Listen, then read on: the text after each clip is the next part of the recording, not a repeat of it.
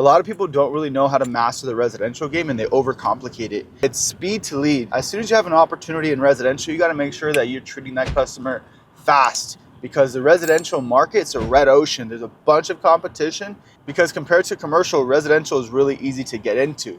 You can start doing residential roofs without even having a license. Right now, we're about to pull up to the customer's house. I already have the roof report, the proposal, all ready to go. So what I'm gonna do is walk in, introduce myself, and get myself inserted into his house. It's really important that you work your way into the house if possible, because it's a lot easier to build rapport that way.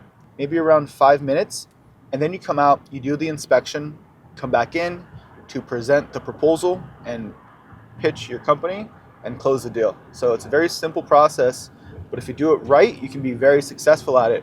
And one of the key things during this process and why it's set up this way is when you go into build rapport, you ask a certain set of questions to start bringing out the objections early.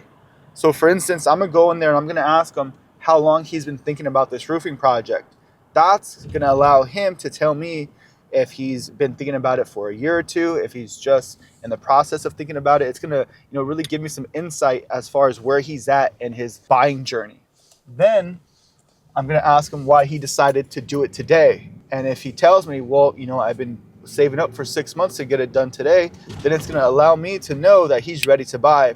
Or he can tell me, hey, no, I'm not gonna do it today. And then I can go in and probe a little bit more and ask him, why do you say that?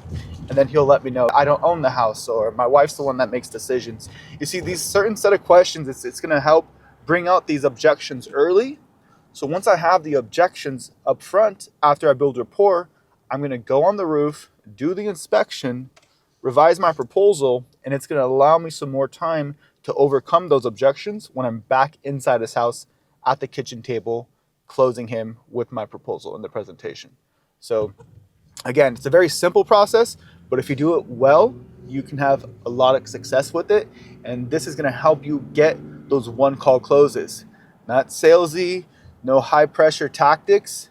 You're helping the customer in a very nonchalant way that makes it both easy for you and for him.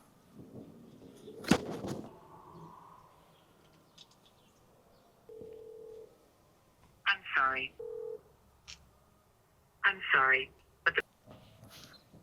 Yo guys, so check it out. The scammers are getting very creative nowadays. So we talked to this guy on the phone. He's messaging us through blue messages on iPhone, and we confirmed the appointment. I pull up to the house. A couple things stood out to me right away. The grass is completely overgrown. And as I show up, now the customer is saying that he couldn't make it for the meeting after he confirmed this morning to just go ahead, jump on the roof and give him the proposal. Well, as I pull up to the house, I noticed that there's some private property no trespassing signs and some notifications on the door that somebody got evicted here.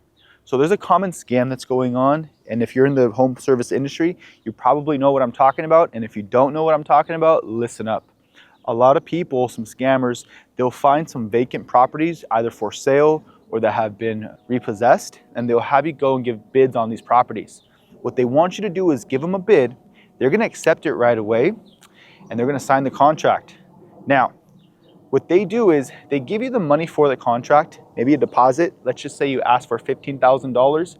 They're gonna pay you half of that deposit or maybe even the full thing, but then give you a little extra more, an extra $5,000 or $10,000 more than what you asked for in good faith for you to do them a favor and pay their realtor or pay their plumber or whatever it is in a separate bank account.